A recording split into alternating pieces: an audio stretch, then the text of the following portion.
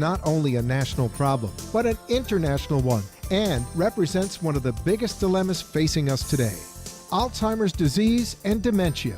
With no cure in sight and hundreds more being diagnosed weekly, Alzheimer's is more feared than cancer or heart disease. Join us as David Levy breaks it down and educates, informs, and explains useful caregiver strategies and techniques that 25 years of non-clinical family caregiving have taught him. You can listen or call in and be part of the show. 888-565-1470 to ask your questions. And now, here's David Levy. Good evening, Boca Raton, America, and the world. This is David Levy, gerontologist, with my co-host Paul Vattiato, and we're here with the CareGiver reality show. You're listening to us on WWNN 1470 AM out of Boca Raton, Florida, or CareGiverReality.com. Click on live show. Some of you have said, because especially some of the clients of mine that like to listen and are in older condominiums that aren't wired for the bandwidth sometimes that the show requires, you can go to iHeart, just like it sounds, IHEART.com. It's free, registered. They just want to know your name. And then click on Florida and scroll down to WNN. They don't use the first W, which was historically Westinghouse. And so their call letters of WWNN go to WNN, and you'll have no problem hearing it. You can use it when you're out of town. I would not want to have you miss a moment of what we're doing. And so that's iHeart.com. You'll be able to hear us without any interruption if your bandwidth doesn't permit you to follow us on the internet at CareGiverReality.com. Anyway, Paul, good evening. Hi, David. How are you tonight? I'm feeling much better, thank you. And you look better. All right, well, I took a shower, and I had to make a speech this weekend in spite of all of my impediments, and I just got off the plane from Austin, Texas. And that went? Very well. I was speaking to the American Society of Healthcare Risk Managers. What does that mean? That means the people that determine what your premium ought to be and what kind of care you're going to get, irrespective of what your doctor says. And they are a very statistical group of people, nice people. But I was there to talk about something because statistics and caregiving we hear a lot of them, but I was there to talk to them about the risk involved for the things that we talk about all the time: aging and dementia. And they asked me why dementia, because I said it's so pervasive and it's the toughest kind of caregiving. And when we got through, I was the only one that got a standing ovation because I wasn't talking actuarial speak. And the most amazing thing, although not that amazing, is when I got through, I had a line of people that came up to me and said, "We're caregivers. We're doing it. I took care of my father. I'm taking care of this one and that one." And so it's out there everywhere, folks. I don't care who you are. And it's certainly reinforced to me the amount of caregiving that is going on in the workplace. Now, David, their perspective is a little different than what we speak about here to our folks listening in. Their perspective is to try to evaluate what their insurance companies are going to have to spend to pay for this care. That's correct? That's not only what are they going to spend, but where are their risks? Just like right now under the new health law, if you have somebody admitted to the hospital that returns within 60 days, then the hospital is not going to pay them for room and board. Right. All right. They will pay for the additional health care that was needed, because we're switching from fee-for-service, which means every time you see the doctor you get paid, or every time he comes to see you in a facility, to value. What kind of value is the doctor producing? Are you getting better care? Outcome-based. And so it's evidence-based, outcome-based, and it's a question then of not rushing through, but taking the time to understand what the patient is really going through, and being part of what will continually be increasingly a team of doctors, because the medical home model, which started out from the Mayo Clinic model. You and I used to refer to it in the old days. Yep. All smart heads in the room. Well, this is that same kind of model, with somebody being the hub. It could be a gerontologist, it could be whoever is the primary care physician, and they work hand in hand with all of the other folks that are part of that bundle that is predicted to be needed in order to be able to take care of the patient. And so the problem still is there's a lot of turf wars going on. Not every specialist wants to deal with the primary care physician having a say in what they do. And so we're still trying to smooth a lot of things out. But the point that came across in a lot of the things I listened to was that very soon we're going to have probably about 20 gigantic healthcare systems around the country, as both the insurers and huge hospital systems absorb smaller hospitals, rural hospitals, and are buying up doctors' practices. But one of the things that came out very clearly from some of the other speakers, and we've talked about it, is that half of the nursing profession right now is older than 55. So they're going to be retiring in the next 5 to 10 years. And they were talking about the incredible amount of back problems that they're seeing in the nursing profession because of all the lifting and shifting that goes on in hospitals, nursing homes, assisted living. And they really, no matter how much you've been trained, you get somebody on the bed that's a little unstable, they start to slip, you go to try and grab them, there goes your back. And so they're seeing a lot of workman's comp related to back. And somebody said, so why don't they use more Hoyer lifts, which is a piece of equipment that helps you get somebody out of the bed and into a wheelchair or on the floor? And they said, because it's just not that handy. You can't leave a Hoyer lift next to every bed. And so what they said is, when we finally put tracks in the ceiling above every bed, and that's how we can get them up and down, it'll work. So there was a lot of interesting information. Obesity is still rampant. They had some of the newer statistics on just how bad it really is. And it was very interesting. Some of it I didn't follow closely because actuaries and the healthcare industry, the risk industry, has a bunch of acronyms that defy, unless you've been born and raised in it. Alphabet soup. Alphabet soup. But it was I'd never been to Austin. It's truly a unique town.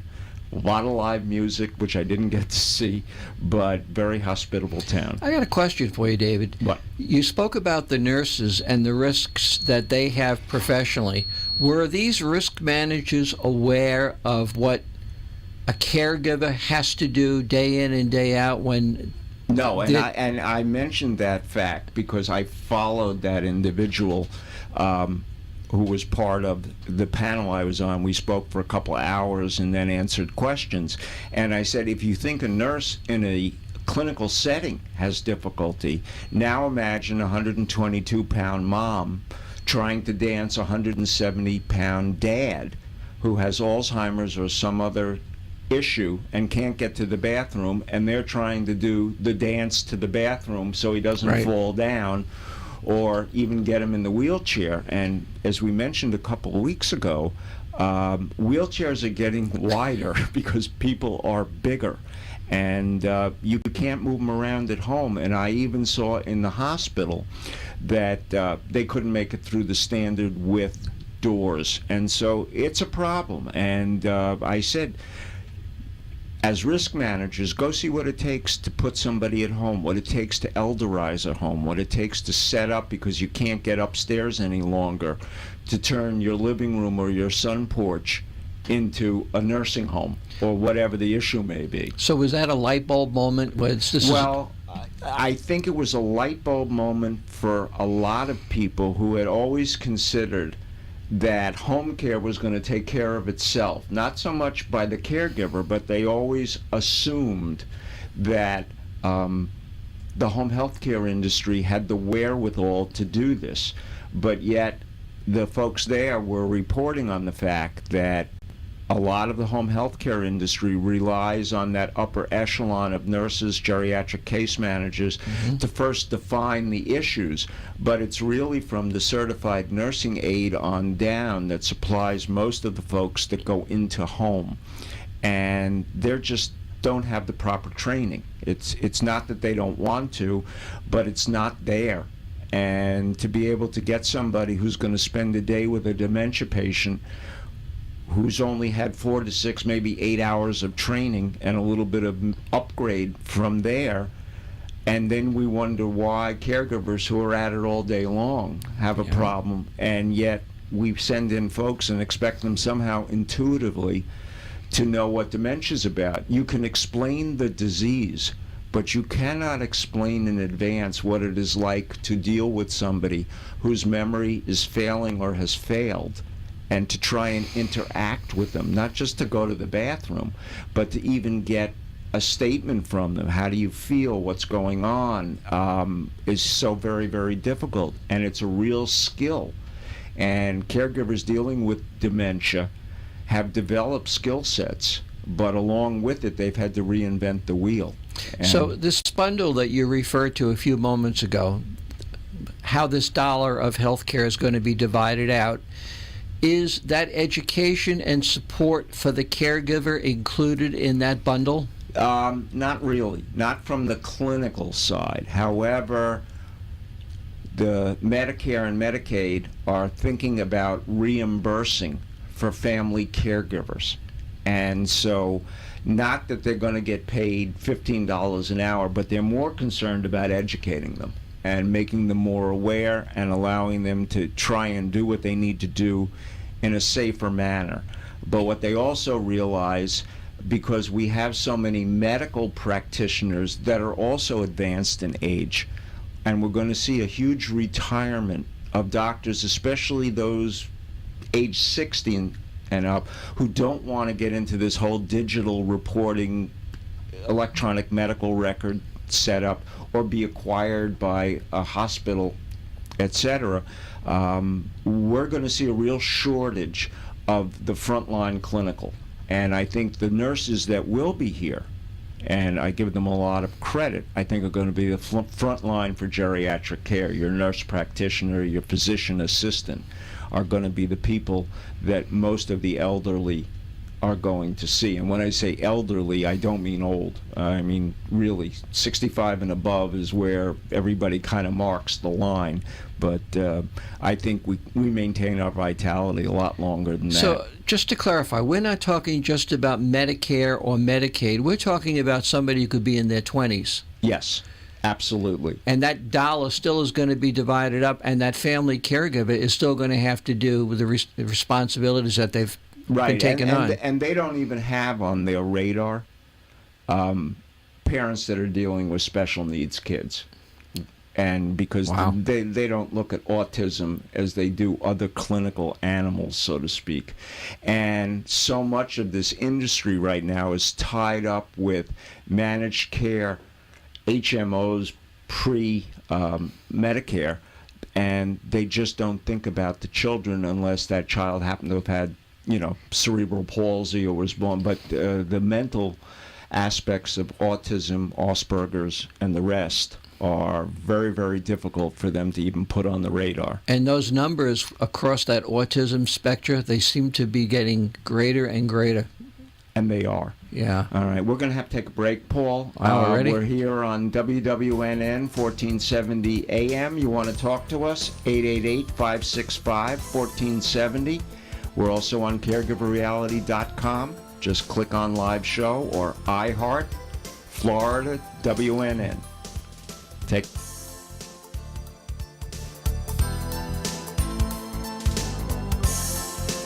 Hello, are you a family caregiver? Are you taking care of a spouse, parent, or loved one who can no longer care for themselves? Are you dealing with Alzheimer's disease and don't know what to do? Are you stressed, burned out, frustrated, and don't know where to turn? Have you realized that your doctor, lawyer, and mental health professionals don't have real practical answers? You need a non-clinical family caregiver expert that the professionals turn to. You need David Levy. He is a family caregiver expert with 25 years of active experience with thousands of family caregivers. He can help you provide a better quality of life for you and your loved one. Contact David Levy at dlevy@caregivered.org. That's dlevy@caregivered.org. Or call 561-482-0086. And let's get your mental road to healing started. Okay, we're back, and I'm here with Paul Vattiato, and this is the Caregiver Reality Show. I'm your host, David Levy, co-host Paul Vattiato. And just before the break, we were talking about autism, Asperger's, attention deficit, ADD, ADHD, attention deficit hyperactivity, and the ADHD, I know a little bit of something about. My granddaughter has it. And she now is going to a special homeschooling setup. And the thing that surprised me was the homeschooling arrangement that they just started their own. My daughter-in-law happens to be a fourth grade teacher. And when they opened this new capability here in the Boca area, there had already been 4 or 5 of them started. They had 120 applications. Wow. But they only had about 60 slots. This is publicly funded? This is part of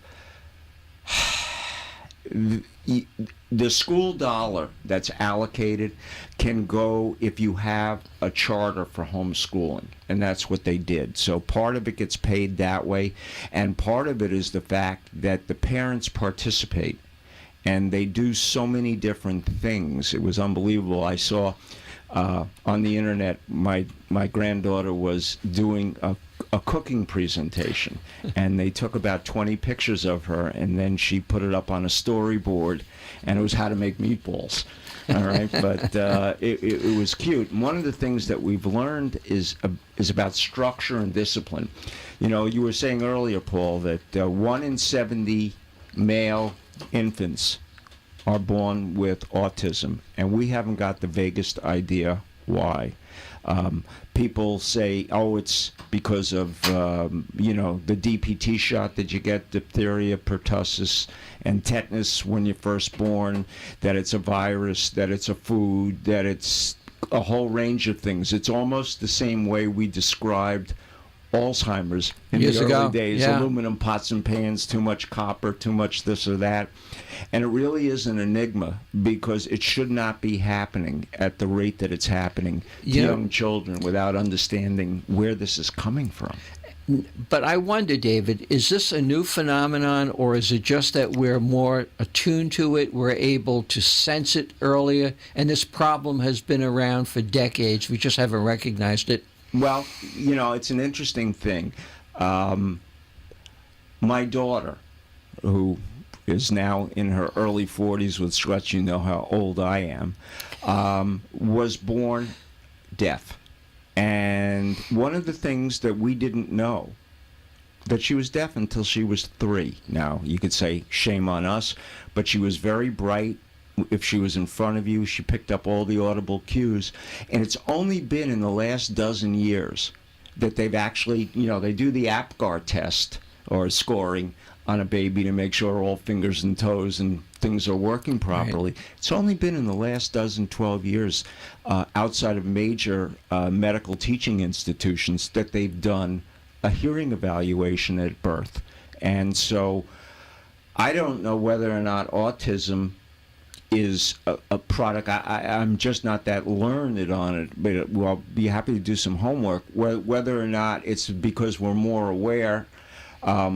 Obviously, we're more aware of Alzheimer's, to use a parallel, but we never got to it in the past because we didn't live that long. Right. Now, this is a consequence of birth, and a lot of people say, oh, well, my child is just acting out or whatever, and I think we've gotten better at the psychologists and psychiatrists figuring it out, but I don't think that it's strictly a question of we're more aware. There's more of it.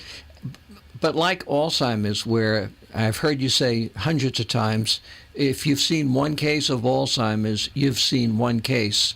I wonder if that parallel exists across the spectrums of autism when they're looking at individual children and how they are reacting. Well, when we say you've seen one case of Alzheimer's, it's not just the progress of the disease, but it's also cultural, family, financial, geography, all of the things that make up what it takes to support an Alzheimer's patient. And I can't imagine that that's any different for a young family, except that you might very well have both of them working and trying to figure out what's wrong with their child. And so they're running to the doctor and they're trying to figure it out. And the school, good as it may be, I'm not talking about this private issue, but public schools, everybody has to be, if you look at Common Core, you got to be on the same page the same day. And a lot of these kids are viewed not from the fact that they have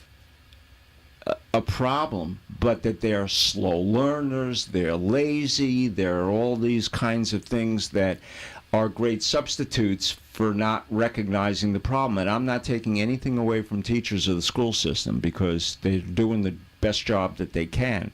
But I don't think the awareness of special needs kids, unless a kid comes in a wheelchair, or bandaged up, or it's very, very obvious that they've had cerebral palsy or something like that, and they're different, because kids with autism aren't different until you try to interact with them. Otherwise, every little Johnny and Jane look the same.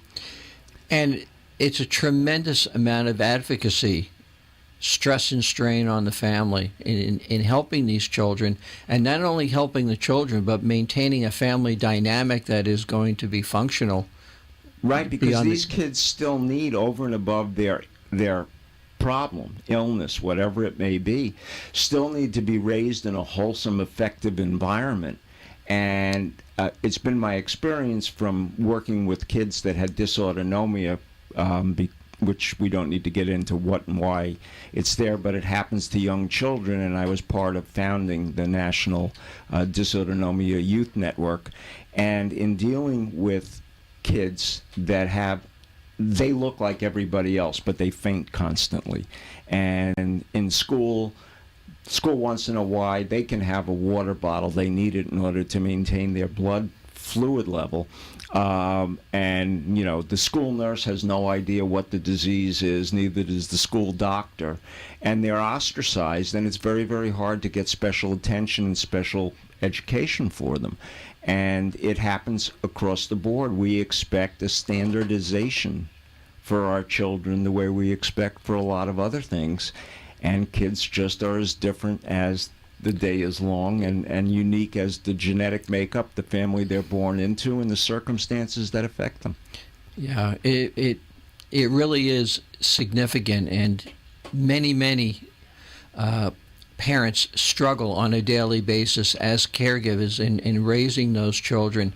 I wonder, getting back to the meeting you attended in Austin just last weekend, if those issues of autism are on that radar screen as well. I don't believe so. They were really looking at HMOs in the workplace. Not that wouldn't be where your child was covered from, but I didn't hear anything that really amounted. They were more concerned about Medicare Advantage and all of these managed systems that are now taking risk, Medicaid option, which is first rolling out in this state, and where are the risks going to be. What are the issues of consolidating health care, creating the medical home model, the Mayo Clinic model, if you will. I don't think they have their eyes on it any more than they were really thinking about caregiving in the home. When everything is going home, they make big assumptions. And one thing about actuaries, and Paul, you know this from your prior training, they tend to look at trailing statistics, not leading statistics. Right. And if you wanted to really see who was the canary in the coal mine, it was the long-term care industry. They were selling long-term care insurance predicated on the fact that people weren't going to live beyond 72. And they learned a very big lesson. That's why most of them went out of business. Many went bankrupt or up in Pennsylvania have been consolidated, and big guys like Met have gotten out of the business. They just couldn't predict on the statistics, and yet the actuaries that are trying to deal with healthcare, looking at dementia, looking at a lot of other things, are using trailing statistics rather than looking at more predictive models, because they like to wear belt and suspender. And what happened in the past, if you don't observe it, you're doomed to repeat it. But we're living in a different kind of a day and age, and things happen that I don't think that you can just look at what was and predict what will be. I think in the weeks to come, David, this is a topic that we should explore a little bit further. Right. And later on in the show, Paul and I are going to be discussing the fact that both of us are caregivers for our spouses, without getting into a lot of detail about what the illnesses may be, but how it affects folks in their 60s and 70s, which are we, and we're still trying to work, and we're still trying to plan the logistics for how we're going to be able to have our loved one at home safely. I do want to just get to a teeny bit of homework. I just want to let you know that Arden Court will be starting on the 6th with their Brain Booster program. It'll be at Temple Shalom on Lyons Road in Boca Raton. And if you want to go, all you need to do is call up the Arden Court in Boca Raton, 561-498-5552, 561-498-5552, and it'll be on the 6th, the 13th, and they have corrected when they told us the 22nd. It will actually be the 20th for the third session. They will all be on successive Wednesdays. And so it's guaranteed. They've got great speakers. I will not go through what I've said the last 3 weeks, that the first two speakers are great because it's Mark Brody and me. But they do have a great, great lineup. And the other thing I want to mention is that, as you know, we've been dealing with, and I've been dealing with, Paul, this effort to begin to focus Alzheimer's awareness in the Caribbean. Yes. And they are kicking off on the 10th of November at the Civic Center. That's on Jog Road in Boca Raton. A greater awareness. They've asked us to step in, and when I say us, I mean you, me, and others that we're dealing with, to start to help to create programs that will either Skype or whatever Freddie feels is the best way to create training modules to begin to, that are culturally congruent. So we'll be working with folks from the islands. And maybe at Christmas time we can go there. All right. But if you want to be a part of that, call Janice John. Her number is 561-543-2373. That's 561-543-2373. Just a reminder that the Brain Boosters program that's being held at Arden Court, at Century Village, Right. It is free. At the temple. It is free. It is free, so invite everyone to come out. It's going to be a great program. Right, and there'll be door prizes, and the only thing you have to do is be there at 12 when they're picked. I do want to, because I'm so very, very proud of them. I have one of my caregivers is a gentleman by the name of Irvin Galvin, and this week he has been on the honor flight. He went up to Washington, and it was really, he was so proud. He's a Purple Heart, and one of the things coming back on the plane, they have roll call, and so I had everybody in the support group write a letter to him saying how great it was. And so when they start to do roll call, he's going to have 17 letters. He's going to probably be the one person that will out roll call everybody else. And his significant other had dementia, and her daughter took her back to Montana, but due to health reasons he couldn't go. So he's been here in the Boca area at the Veranda Club, and he's a regular at our support groups, and he's a great guy. And so my shout out is, congratulations, Irving, you deserve all of it. And thank you for your service. Absolutely. All right, and everybody else. Well, once again, Paul, we're at break time. Great. And so this is a station break as well as a break from us. We'll be back in a few moments. You want to call us, 888-565-1470. You're listening on WWNN 1470 AM, caregiverreality.com. 1470 WWNN Pompano Beach, WKIS HD3 Boca Raton, Miami, Fort Lauderdale. Hello, are you a family caregiver? Are you taking care of a spouse, parent, or loved one who can no longer care for themselves? Are you dealing with Alzheimer's disease and don't know what to do? Are you stressed, burned out, frustrated, and don't know where to turn? Have you realized that your doctor, lawyer, and mental health professionals don't have real practical answers? You need a non-clinical family caregiver expert that the professionals turn to. You need David Levy. He is a family caregiver expert with 25 years of active experience with thousands of family caregivers. He can help you provide a better quality of life for you and your loved one. Contact David Levy at dlevy@caregivered.org. That's dlevy@caregivered.org. Or call 561-482-0086. And let's get your mental road to healing started.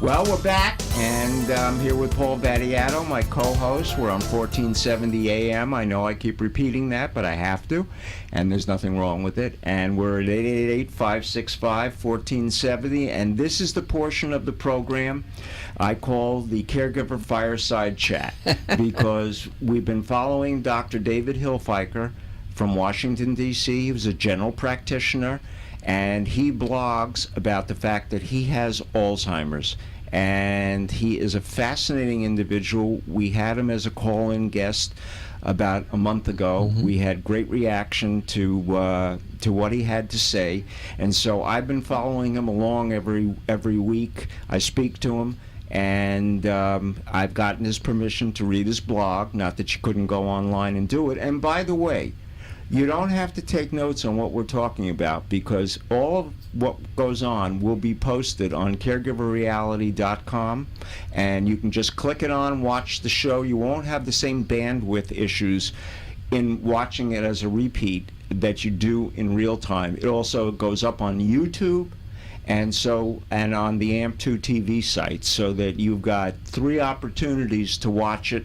And there's about 8 other shows right now that are from the past Mondays that are all posted as well, and I think you'll find useful information on the site, as well as being able to go back through. It's a great resource. Right, and we're adding more things for the caregiver. I had originally set it up for caregiver professionals, but we're getting a great response from hands-on user caregivers, and so we've started to put more information on. Anyway, let's get to Dr. Hilfiker, and today, this came from October 22nd, and it's called Cushion, which you'll understand why in a moment it was called that. And Dr. Hilfiker says, I've begun to read Daniel Kuhn's Alzheimer's Early Stages. I've read the book. It's excellent. I recommend it to anybody. It's not one of those, how did I take care of my mother? It's a very, very well thought out book about somebody on learning that they had Alzheimer's. The book is directed towards what he calls care partners, which he calls them instead of caregivers, which I think is perfectly appropriate, and not particularly towards the people with mild cognitive impairment, which is what Dr. Hilfiker feels that he has right now. But my reading has so far stimulated my thinking. He writes about hearing the diagnosis, meaning Dr. Kuhn, not Dr. Kuhn, but Daniel Kuhn, that the person with the disease usually receives the diagnosis with little or no emotion and few, if any, questions.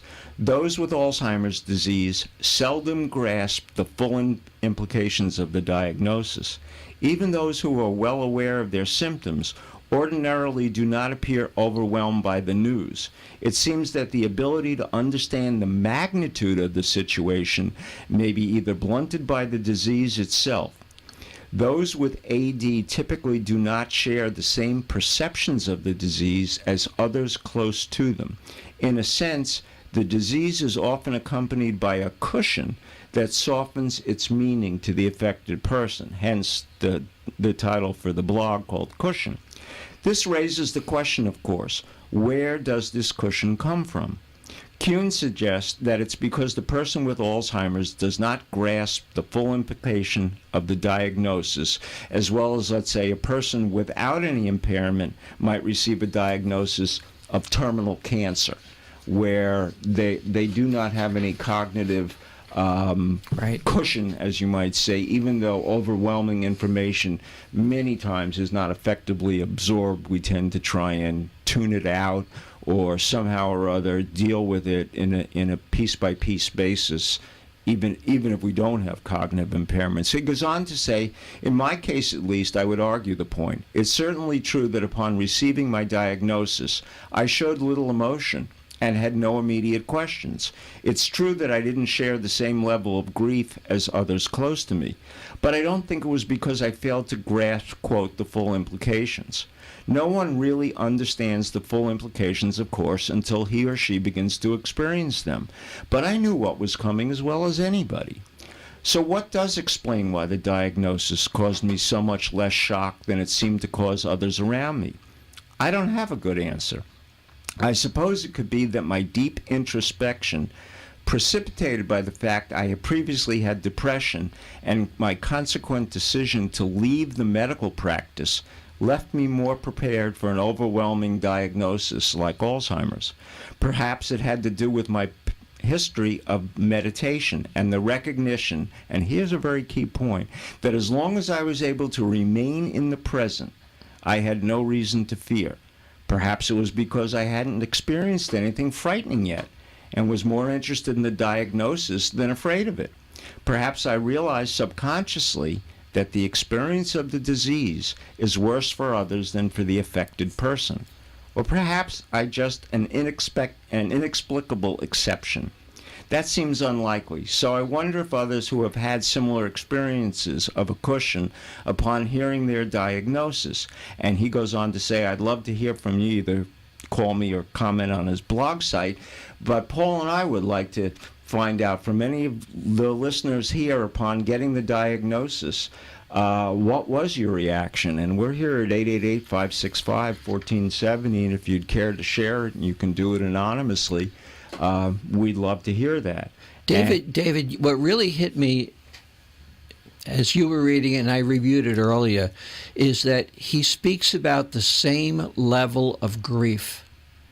I mean, that is so powerful in understanding the impact of what this disease actually has. Right. And the fact that when he talks about meditation, yes, allows him to keep his place and sense of where he is in the present, that's one of the most difficult things for Alzheimer's patients. As they begin to progress through the disease, they have a very hard time staying in the present. And so they constantly need to reinforce as they're slipping. And that's one of the reasons that you find that they'll follow you around and say, where are you going? What are you doing? Where are you going? What are you doing? As well as the other things like what time is it, etc., even though you've just told them that they can't remember. But Alzheimer's patients panic when they don't feel that their anchor is nearby. Case in point, I was at the Veranda Club last week with another client, a husband whose wife has Alzheimer's, and I needed to discuss some things with him. And his wife could see us, but we were kind of in an anteroom. And 20 minutes after we got into it, a young girl came over to me and said, the wife really needs to see her husband. Even though she could view him, he was still a distance away. And when I wheeled him back over, because he's in a wheelchair, he took a bad fall. And his wife was in tears, even though she could see him. The fact that she couldn't touch him, the fact that he wasn't sitting there at the table, and the fact that she can't easily stay in the present. But she was there with her full-time aide, who has been there long enough to be an effective substitute, but yet there was no substitute for Dad, for her husband. And so I recognize more and more this slippage and the inability to stay in the present is so difficult. And one of the reasons why we see a lot of behavior issues, it's because they can't express themselves, but they are afraid. And in losing that place in reality, and even though we take them back into the past for things they remember, would we want to live our lives in the past, remembering what we did 10 years ago, just because we have enough deep memory left to recall it, but we can't stay in the present? And I think that sometimes is the fallacy of memory cueing that goes back to show a picture of you in the Navy and the cruise or whatever it may happen to have been, as a substitute when they can't help them to stay in the present. With your experience doing this for so long, have you seen this cushion effect that he speaks of? Well, I have observed it from within because I have members of my family, and I'm going through that right now, who on getting the news didn't seem as upset as my aunts and uncles and those who were around them, cousins, etc. But most of my caregivers come to me after their loved one has had the disease for 2-3 years, and they're getting burned out, stressed. The ordinary things that have been done for them as a caregiver, if anything's been done, are not enough. They need to be able to share their experiences. And most of them, on finding out that their loved one had it, first went through denial, unless it was so obvious. Stages of grieving. Exactly. And then came to the realization. But they rarely speak about their husband or their wife's reaction to hearing the news. And much of it may be that they didn't have an early diagnosis. And although we're getting more and more aware of doing that, a lot of people just don't want to confront it. And so, and even when you go these days, until they get the PET scans back, until they do the psychometric testing and all the rest of it, there's a little bit of a delay. And then neurologists and those that diagnose typically have a way of making it a little softer. That's not to say that general practitioners don't, but they have a way of, when you say, well, my husband is forgetting a lot of things, well, it might be Alzheimer's, and it just kind of drops like a bomb. And one of the difficulties is that physicians have a tendency, that are not neurologists or other brain specialists, even psychiatrists, have a tendency to lump a lot of it in and call it Alzheimer's, whether it's easier for the patient and the family to understand what they have. But there are so many different types of dementia that to lump it all in as Alzheimer's is a disservice to everybody, including the patient and the family, because if you have other forms of dementia, there are different things that can be done, and there are different ways to face it. And I think it's not good to aggregate it into just one generic name. And the problem is that when you say dementia, most people don't know what dementia is. And so you can't use alternatives. It's like trying to describe something to blow your nose in, and it's so much easier to say Kleenex. All right, and so that's become the category. Anyway, Paul, we're at 7:15. We can either get into our stuff or we can take another break. We're kind of, boy, it's amazing. We really roll through time. We'll take a quickie break right now at 7:15. You're listening to us on WWNN. I know I constantly repeat it, 1470. And if you want to talk to us, 888-565-1470. But you can always go back, watch us on the internet, leave your questions on the website, and Paul and I, or whoever else we think is a good specialist, will get back to you.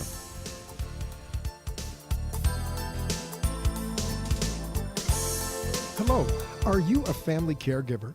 Are you taking care of a spouse, parent, or loved one who can no longer care for themselves? Are you dealing with Alzheimer's disease and don't know what to do? Are you stressed, burned out, frustrated, and don't know where to turn?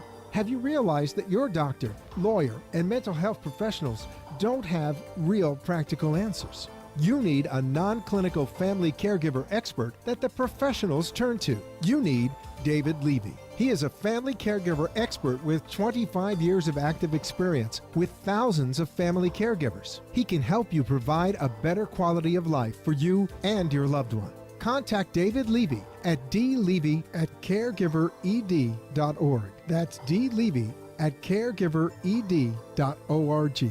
Or call 561-482-0086. And let's get your mental road to healing started.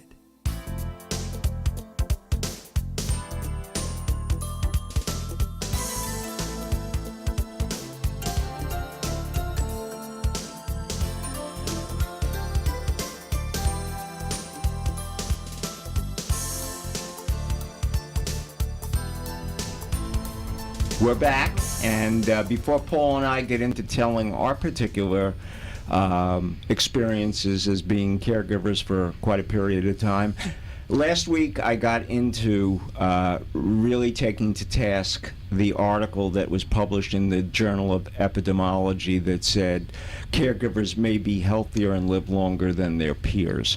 And I've been doing some research, not specifically on that particular statement, but on what they call medical myth prevention, understanding what it really means when you read things in the medical news and you hear sound bites.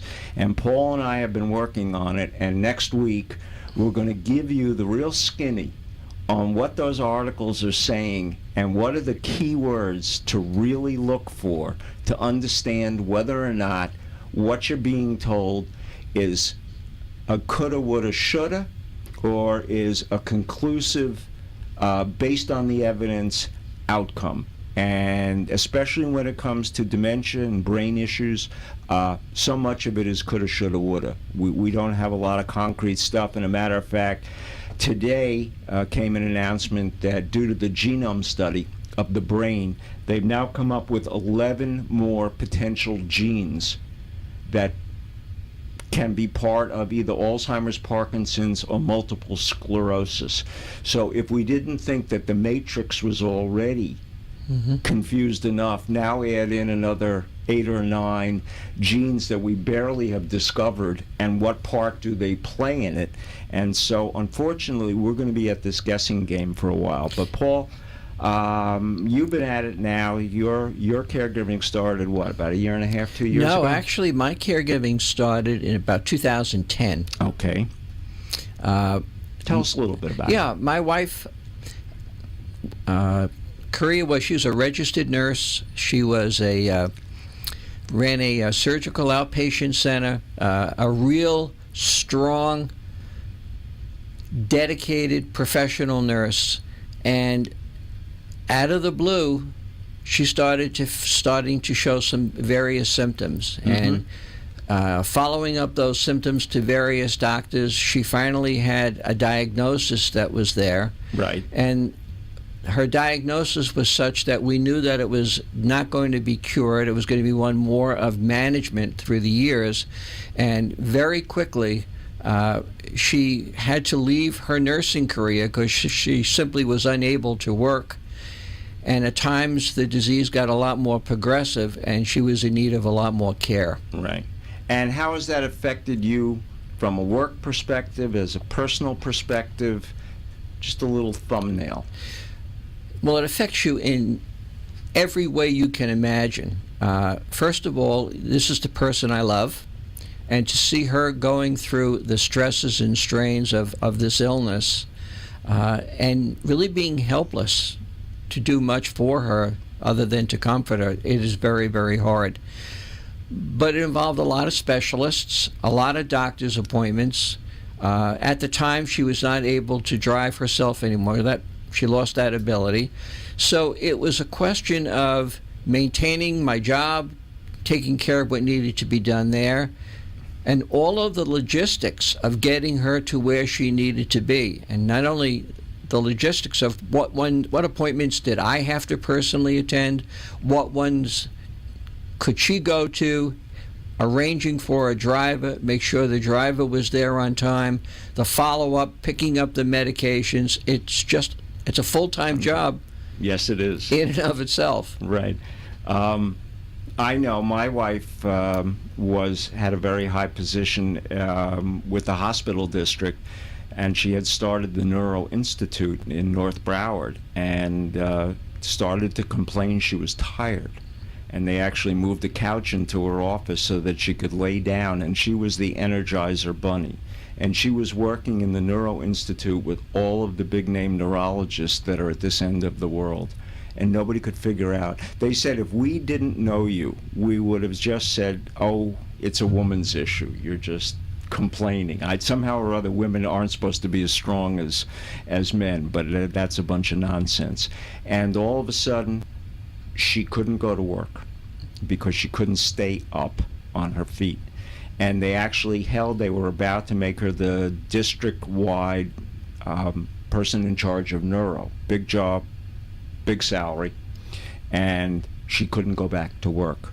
And it took us another 6 months, even with all of the neurologists we knew, to find out what she had. And it was just by chance, because she was educated at the Medical College of Ohio, that she called the dean, who she knew very, very well. And he said, I'm not sure what you have, but I know somebody that probably can answer the question.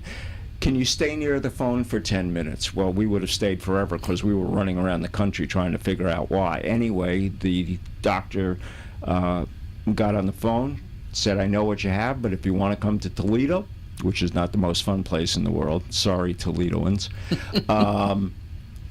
I'll give you, the test that can determine it. And so she got it, and we went through, and we've been going through for the last decade, a progression of what this illness is all about, and it affects your autonomic system, your ability to breathe, have your bowels work, your eyes blink. I mean, it's just one thing after the other, and it's compounded by things like fibromyalgia, chronic fatigue, etc. And if anybody thinks those are yuppie illnesses, I would like to tell you, no, they're not. And I will second that. Right. And the logistics of dealing with it is not only you is making those arrangements, in between all of my support groups, just like you have your work arrangements, trying to get her to places, then all of a sudden coming home, 7 o'clock, you got more work to do, but whoop, you got to stop, do shopping, pick up the meds, got to go get the dry cleaning. And while it sounds very pedestrian and mundane, then you get in the house, you got to prepare dinner, you've got to do this and that, and I have no problem. I love my wife, but my role as caregiver is becoming more and more complicated. You have no idea, well, you do, Paul, the logistics of what it took to get away for 2 days because I needed to make this speech in Austin, Texas. But believe me, every moment I had my phone in my pocket waiting to get a text. And in the meantime, on top of that, my sister and I are micromanaging the fact that my uncle in Philadelphia has had progressively worse dementia. He fell and had a brain bleed. He's now in Pennsylvania hospital, and we have told him no intervention. I have hospice going in tonight to tell me what they think is going on. But similarly, David, I had my dad who was... That's right, in the middle of all this. In the middle of this, as Debbie was going through her progression, and again, most of the doctors don't understand anything that is autoimmune.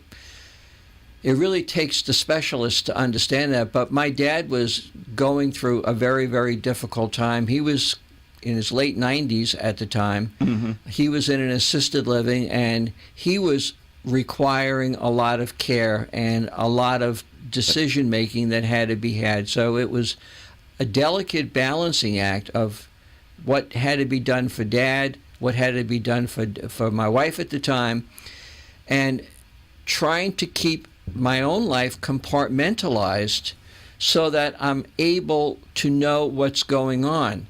And it's a big juggling act. It really is. And of course, the one who doesn't get on the list is you, David, for yourself, and myself for me. It's that we as caregivers understand that we're blessed with this responsibility that we're able to provide and help the one that we really care about. And it does present a lot of challenges along the way that are even the most mundane nature.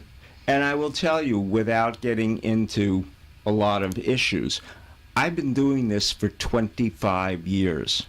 And it is no easier for me because I have, obviously with my wife, a real emotional dog in the fight. And I can't separate myself out the way I can with my clients and have a professional detachment where I can kind of look at it from afar. And if I didn't have you who knew what I was going on, because Paul is my caregiver advisor as I am to him, because we both are able to step away from the immediacy of the emotional involvement and say to each other, hey, you better get to the damn doctor for yourself. You better take the day off. You know, you need to get some rest, or whatever it may be. And so no matter how skilled you are, and I think I understand caregiving pretty well, and so do you, but from the inside, as an active daily hour-by-hour caregiver, it is no easier for me, irrespective of the fact that I know what's going on intellectually, but it doesn't make any difference emotionally. And I'm just as tied up as anybody else. And I, too, the only thing that's a little bit different is I don't have to reinvent the wheel. I know where to look and who to turn to. But it doesn't make my caregiving job any easier. It just makes problem solving a little more effective. Well, what I really appreciate about our conversations is the fact that I can talk to someone who really understands not only the illness, but understands what I'm going through, because so much of it is new territory, and you lose perspective. Yes, you do. You really have different, is this serious? Is it not so serious? Is this a 911 call? It creates just a lot of confusion, and that's one thing I really appreciate is all of that good conversation we've shared through the years. And I, for what you do for me. And I want the audience to know that all of you who are caregivers, you're very special people. It takes an enormous amount of energy and effort to figure out what needs to be done for somebody that has a chronic illness, whether or not it's dementia or not, and to be able to affect, and we are known amongst the remaining group of friends we have as the people that always cancel for Saturday night. Because no matter what it is, at the last minute she doesn't feel well. So I just want Boca Raton, America, and the world to understand that when Paul and I sit here, it's not just because we want to inform you. It's because we are caregivers. So when we say mission versus the fact that it is our passion, it is because we're living it. And so when we talk to you from the heart and not just from the mind. And so America, the world, especially Boca Raton, I'm glad to be back home today. Have a good evening. Watch us on CareGiverReality.com, and we'll be back here next Monday. Thanks, David. Great show. Thank you, Paul. And You have been listening and watching David Levy, gerontologist and non-clinical family caregiving expert. Visit our website at CareGiverReality.com and hear and see unscripted family caregiver support groups discussing all of the questions that you have wanted to ask but didn't know where to turn. Tune in again next time for more updates and special guests who bring their caregiving experience to you so that you can deal with your problems and hear how family caregiving is affecting fellow Americans just like you.